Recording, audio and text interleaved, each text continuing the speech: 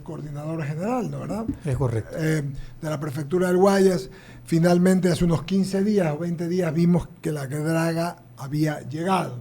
Se la esperaba desde octubre del año pasado, me parece septiembre, octubre. Se atrasó por todo lo que debemos y sabemos. Lo importante es que hay un contrato y el trabajo se va a hacer. Con todo lo que está pasando, con lo que vemos de la Daule Peripa, con lo que vemos de los sitios que se anegan, la draga en mucho es una gran esperanza. Cuéntenos, Eduardo, ¿qué se va a hacer? ¿Qué falta? ¿Cuándo comienzan los trabajos? ¿Y qué resultados nos va a dar en bien de los guayasenses? Buenos días, bienvenido a I99 y al diálogo. Muy buenos días a las personas que nos escuchan en I99, el programa del diálogo. Tal como usted lo indicó, el 1 de este mes llegó el barco que trae la draga a Guayaquil, que debió haber llegado en diciembre, donde estaba todo estructurado y listo logísticamente para los trabajos de izaje. ¿Qué es el izaje? El izaje es desmontar de este barco la draga, una draga holandesa que tiene un peso aproximadamente de 600 toneladas. Al puerto que ha llegado el barco es el puerto de Contecón en Guayaquil y ya tiene fecha para que pueda hacer la entrada al muelle de contenedores. La fecha es el día 30 de abril. Okay. Del 30 de abril me parece que es el día sábado, ¿verdad? No, domingo. Es el día domingo. Okay. Y aquí no hay feriado. Aquí se va a trabajar desde el 30 hasta el 5 de mayo. ¿Qué se va a hacer? Los primeros 3 días se van a armar 2 grúas, que son de la empresa Noroccidental, en este muelle de contenedores para poder levantar la draga que está en el barco. Una vez que esto suceda, se retira el barco y se pone a la draga en el agua. Esta operación, que es una operación logística importante, llevará aproximadamente 5 días en total. 3 en el armado de la grúa y 2 en el izaje. Adicional, este barco que vino desde China, que zarpó en septiembre y llegó en abril, debió haber llegado en diciembre, como yo le indiqué al comienzo, trae también consigo 9 kilómetros de tubería que son importantes para todo este proceso de extracción de sedimentos en los alrededores del Hotel Palmar. Una vez que se descarga la draga, el barco se va a otro muelle para que procedan a descargar toda esta tubería que después tendrá que ser instalada. Hablemos de días, Eduardo Falqués. ¿Cuántos días se baja el 30, verdad? Se saca la draga con las grúas y luego se pone a funcionar. Y Del luego, 30 de abril al 2 de mayo se arman las grúas. Se arman las grúas. 3, 4 y 5 de mayo se pone la draga en el agua y se la pone operativa. Ok. Que me imagino que han de prenderla, darle cualquier cosa, de cualquier tipo de aceitarla, lo que sea. Sí, ¿no? algo tendrán que hacerle tras 6 meses en alta mar. Exacto. De ahí un remolcador, porque esta draga no tiene propulsión, un remolcador lleva la draga a los sitios de extracción. Que es el Palmar. Que son los alrededores del Hotel Palmar. O sea, se va del puerto marítimo, se va al río Guayas. Aproximadamente 5 días más.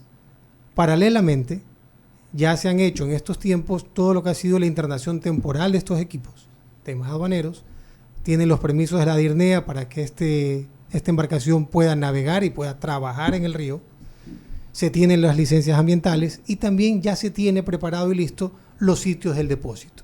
Son 500 hectáreas en el cantón Durán y en el cantón Yaguachi, donde ya están los muros, están puestas las membranas, las obras civiles, las obras hidráulicas para recibir estos más de 6 millones de metros cúbicos de sedimentos. ¿Que quién los va a extraer? La draga. Esta draga holandesa que pertenece a un grupo Qingdao de China que forma parte de este consorcio Dragando por Guayas. Si vamos al tiempo normal, ¿en qué tiempo debería aproximadamente, Eduardo Falqués, estar hecho y terminado el trabajo? Son 6 millones y medio de metros cúbicos lo que tenemos que extraer. La capacidad de la draga es aproximadamente 200.000 a 250.000 metros cúbicos mes.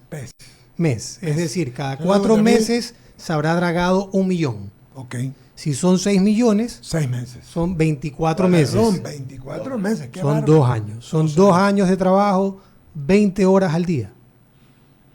Pregunto, Eduardo Falqués, el beneficio, para explicárselo un poquito. Ya no importa si se demora, no, lo importante es que esté acá. Bueno, cabe indicar que la demora no es... Sabemos que es la demora son de 50 años que no hemos dragado estamos los de acuerdo, ríos. Estamos hablando desde lo que le pasó, que se quedó al garete el barco. ¿Qué beneficios trae esto? Y también que ustedes hicieron el trabajo que otros habían querido hacer y no pudieron. Y eso es un mérito. Bueno, es un hito importante poder decir que el dragado está en ejecución. No solamente es tener la draga, como lo indicaba, tener sitios de depósito y, ojo, que estas 500 hectáreas son de propiedad de la Prefectura del Guayas. Okay. Haber también pasado por toda esta línea de expropiaciones y haber logrado la ejecución de las obras civiles es un hito también tan importante como tener la draga que va a ser la extracción. ¿Qué va a suceder? Así como toda la cuenca del Guayas, así como las vías necesitan mantenimiento, los ríos necesitan mantenimiento. Ya. Más aún nuestros ríos que tienen que recibir todas las descargas y todos los sedimentos que también vienen de 9 provincias que influyen en la cuenca del Guayas. ¿Qué es lo que no se ha hecho? Justamente extraer sedimentos. Claro. ¿Cuál es el logro? Poner el kick-off, el patazo inicial de una obra que tendrá que ser permanente y tendremos que las autoridades actuales y los que vengan tener presentes y tener el ingenio para poder hacer que esta obra sea recurrente. Esta vez tocó hacerlo con un presupuesto de la Prefectura del Guayas. Claro. Esta administración de Susana González pudo generar un ahorro importantísimo. El costo del contrato anterior eran $15 metro cúbico extraído. El costo con el que está este contrato ejecutándose es de $7 metro cúbico extraído. Qué barbaridad. ¿Sí? Es decir, hay $8 de ahorro, pero esto es solamente en un área.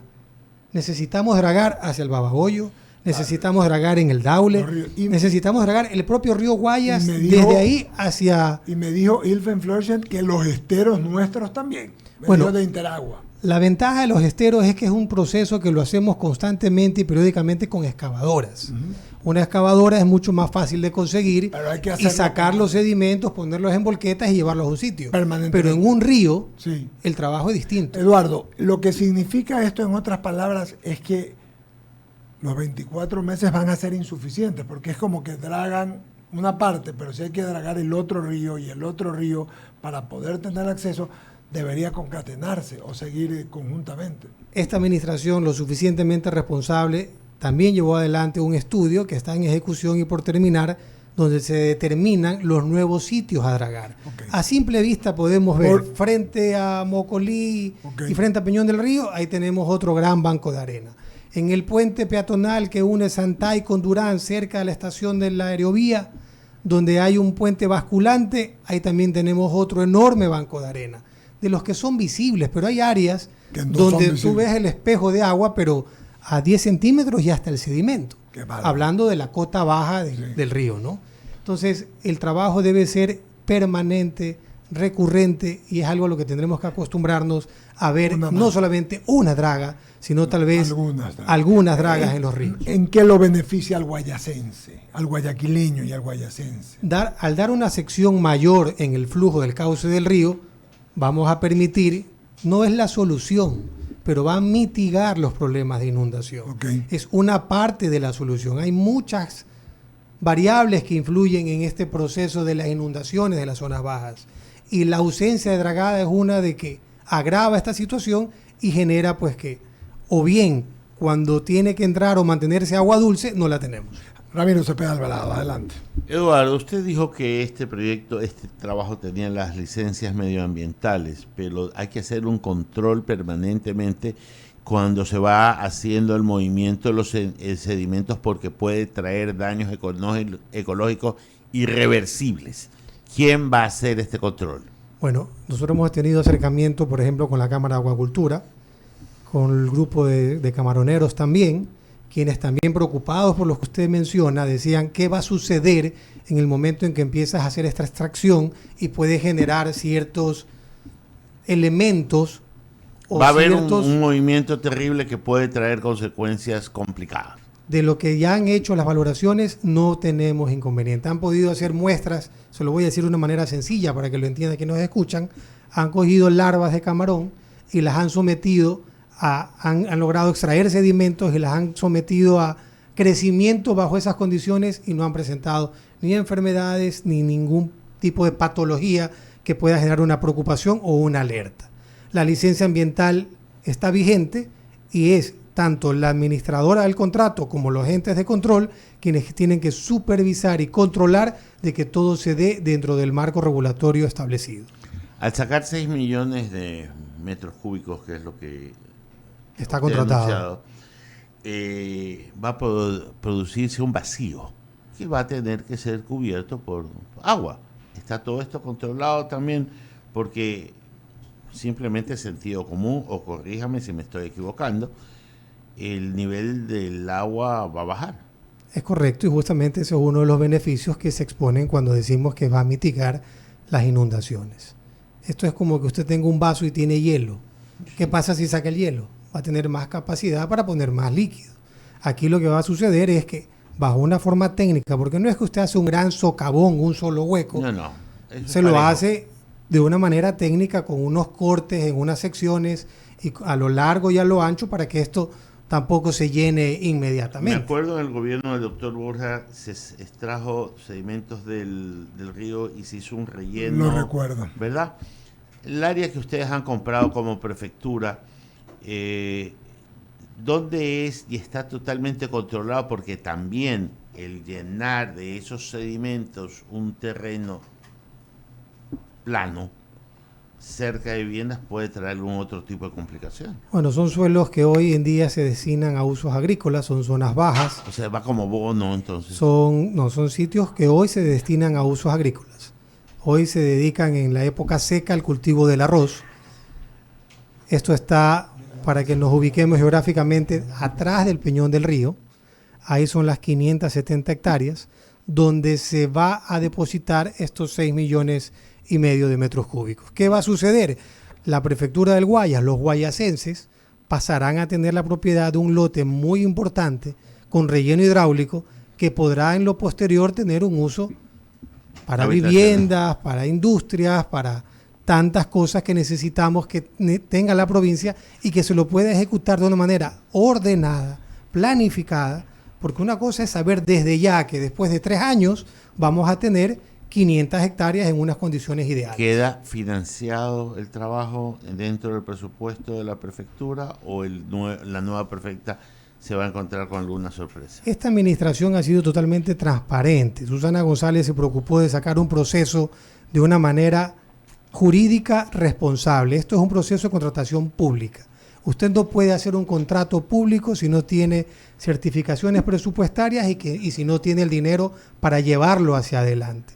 El dragado del río Guayas, de extracción de 6 millones de metros cúbicos de esta administración de Susana González, cuenta con el flujo económico. ¿Las obras se han quedado inconclusas con ese mismo tipo de procesos? Desconozco, pero en esta administración todas las obras han sido honradas y pagadas. Jaime.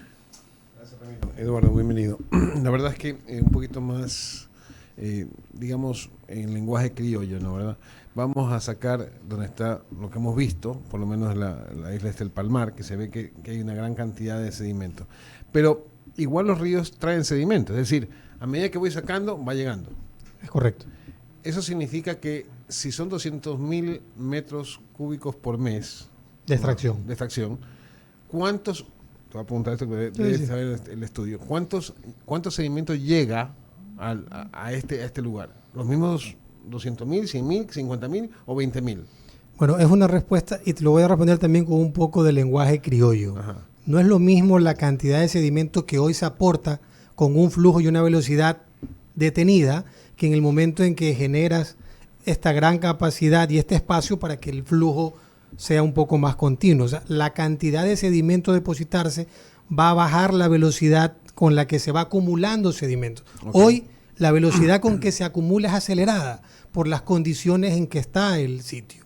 En el momento en que haces esta limpieza, pues va a fluir mucho más y se va a ir gran parte de este sedimento hacia el mar.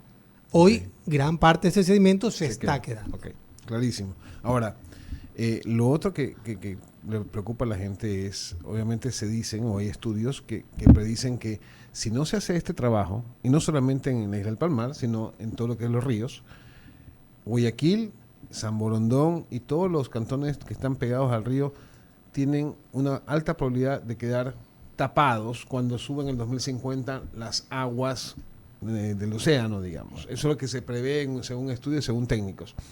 ¿Este dragado va a prevenir que justamente este nivel de agua no suba tanto? ¿O realmente, o sea, si se lo hace, ¿no? Constantemente y en todos los lugares?